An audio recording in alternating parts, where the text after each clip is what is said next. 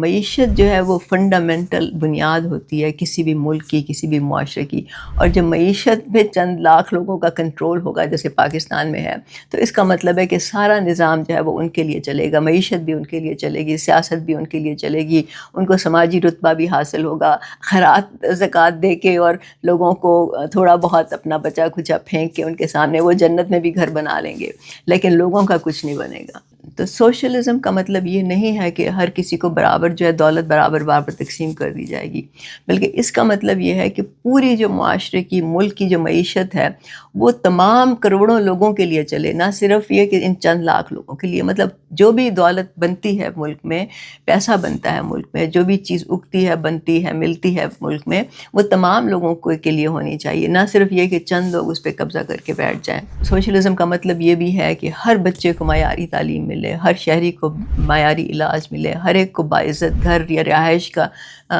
کی جگہ ملے، اور پھر ان کی باقی تمام ضروریات پوری ہوں، بجلی، پانی، کھانا، کپڑا، گھر، تحفظ، انصاف، عزت، انٹرنیٹ، یہ تو اب بنیادی حقوق میں شامل ہیں۔